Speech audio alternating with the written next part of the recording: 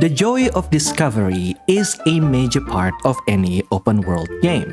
There are a lot of points of interest and loot sprinkled all around the world, and finding each one of them is the core appeal of the gameplay. But there is a massive downside when the game pushes you to collect everything, especially when it keeps showing you completion percentages and gives you a tool to constantly scan your surrounding. This leads to what I call FOMO scanning, and this is one of many annoyances I have with open world gacha games.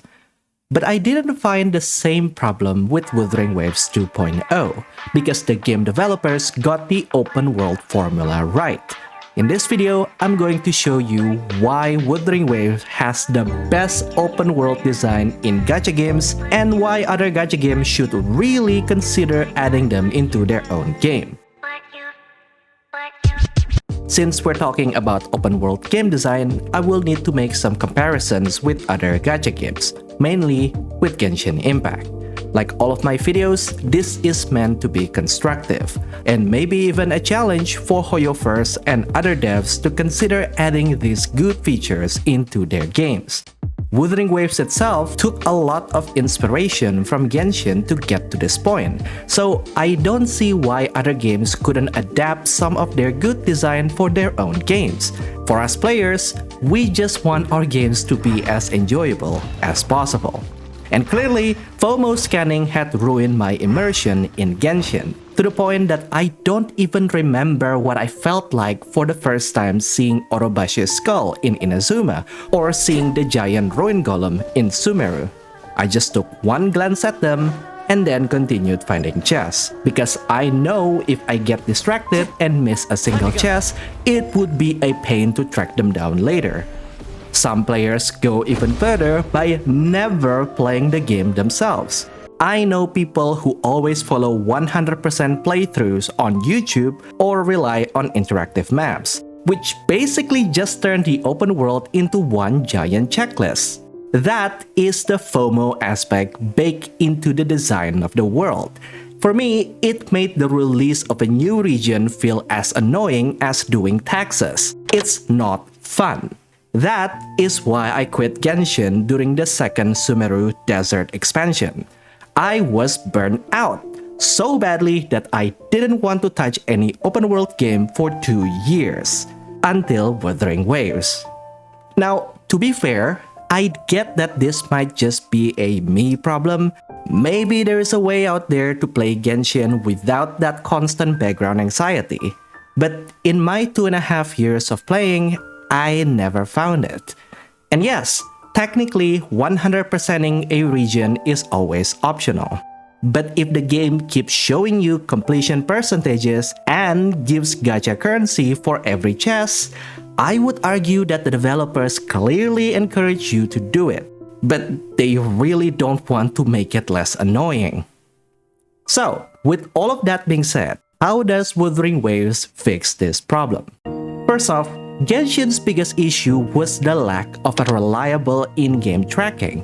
The percentage was fake and mixed between puzzles, oculi, hidden chests, and random collectibles. Even at 100%, you probably miss a bunch of chests and a few oculi. This makes it really difficult to check what did you miss afterwards, even with interactive maps. Wuthering Waves solves this issue with a complete activity tracker. From launch, the map screen showed separate trackers for different world activities, and in the 2.0 update, they made it even better. Now it shows exact numbers instead of fake percentages, shows what's done and what's not on the map as icons, allowing you to teleport to the missed objectives, and listing all side quests in the region. No more interactive maps, no more burnout. But what I really love is the new chest distribution in WuWa 2.0. 99% of the chests are placed in clearly marked areas, like any other points of interest. There are almost no random hidden chests spread in the world. When you finish a chest area, the game straight up tells you it's done. And if you ever miss one, just check the map and teleport there. Some might argue that this kills the joy of discovery, but I don't know, guys. Again, I don't find spending hours wandering around the map checking if I missed something to be a fun experience. I love exploration, but once I'm done with an area, it should be done. The game shouldn't overextend that experience into boredom or mislead you with vague completion stats.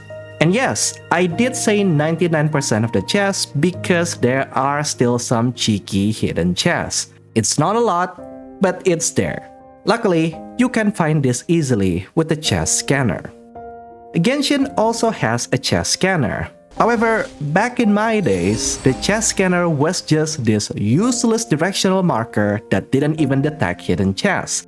And to my knowledge, the new update in 4.6 only highlights one chest at a time. Let's compare that to Wuthering Waves, where the scanner just reveals everything in a massive range. Everything is revealed. Plus, you can have 3 of them active at once, which means that almost everything inside this valley is in the range of the chest scanner. These 2 features alone basically give me a safety net against that FOMO scanning. I don't need to worry about missing a chest somewhere or constantly spam clicking the scanner. I can just relax and spend my time admiring this beautiful world at my own pace. And when I finally get bored, I can just finish a region very quickly and move on to the next without any external tools. Funnily enough, once upon a time, Genshin actually had an even better chest tracker. Of course, I'm talking about the 3 Realms Gateway Overing event. In this event, the game just revealed the remaining chests after you collected a certain percentage of all chests. But for some reason, they didn't bring this to the regular game. Why? Okay, collecting random chests you miss is one thing. But do you know what's the second most boring part of any open world games? Walking. Half of your playtime is spent on just moving from one point to another. And you know it's boring because you always teleport, even if it's just halfway across a city. And the game developers know this. One of the most important things in open world design is to make traversal fun, or at least make it less annoying. Wuthering Waves absolutely understands the assignment. They clearly studied Genshin players' pain points and actually tried to fix them. Unlimited sprint outside combat, sprinting up ledges instead of awkward slow climbs, and automatically vaulting over small overhangs instead of getting stuck and dropping down. But Wuthering Waves took this to a whole new level with the 2.0 update. If you like running, there are sprint buffs scattered all around the world, but most players will prefer flying. This right here is the missing essence of any open world game, a true freedom of movement. It makes the game feel so much better that I don't even want to teleport anymore. If I can fly, I'll fly to the next location. Sure, some of you will argue that flying or even teleporting makes the world feel small. And that's true. You can fly across all Rinasida in about 3 minutes. But because flying is so enjoyable, it also becomes a simple solution if the developers want to prioritize scale over content density when making their open world. That's exactly what they did with Avinoleum in Update 2.2. And I really like how they did it. Unlike other open world games where their world feels empty for no reason, Avinoleum's emptiness serves 2 purposes. Gameplay-wise, it is a perfect playground for flight. Flying through the hallways during golden hour is only possible in this area. It's a perfect place to chill after a long day of work. But narratively speaking, the scale of this map is important to show what Rinascita looked like at its prime during its golden age. This is what could have been if Rinascita had never fallen to the Dark Tides, just like the port city of Kuishu in Jinso. And the lack of humans makes sense because they all died 20 years ago, and no one had come in ever since until you encounter Rella. Now, to be clear, I'm not saying that every open-world gacha game should be designed exactly like Avinoleum. big scale over content density and be empty without any humans, because that will be boring really quickly. Every design in games can only be justified if you have a good reason to do it. And to me, Avinoleum fits that perfectly. Otherwise, it is always better to have a smaller open world with higher fidelity. The last underrated feature in Wuthering Waves is the immersive mode, which basically just hides all UI elements.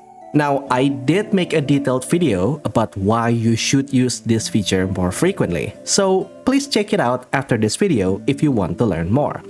But to summarize, immersive mode immediately makes the game appear more cinematic, and it does help you to slow down and fully immerse yourself in the world as if you're there. If you want to try it, I recommend playing any story quest in this game in immersive mode, with minimal peeking at the quest tracker to see what you can do next. Yes, this feature is not perfect, as I said in that video, so I want both Genshin, Wuthering Waves, and all other gacha games with 3D worlds to improve this feature further, like adding customization on which UI you can hide.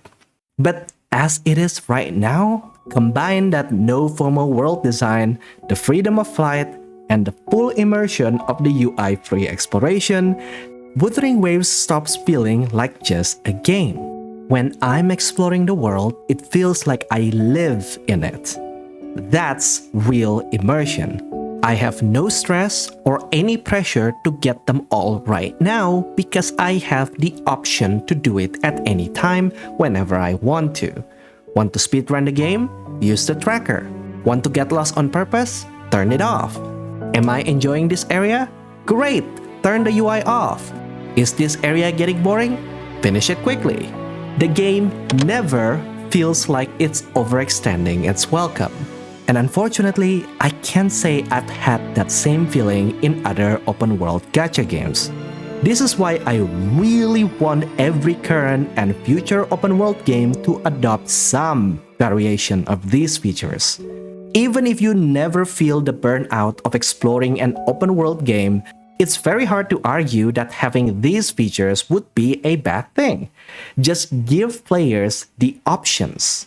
Then maybe, just maybe, open-world gacha games won't feel like chores anymore. But that's just me. What do you think? Do you like open-world gacha games? Do you use any external tools or tutorials? And do you ever feel burned out while exploring? Please do let me know in the comment section down below. I always reply to everyone in my comment section, and I would like to know if you have any ideas on unique open-world mechanics that you'd like to see in open-world gacha games. I'd like to hear all about it. If you want to continue watching, I recommend my previous video about why you should use immersive mode and slow down to enjoy your game. And with that, I think I'll see you guys later. Goodbye.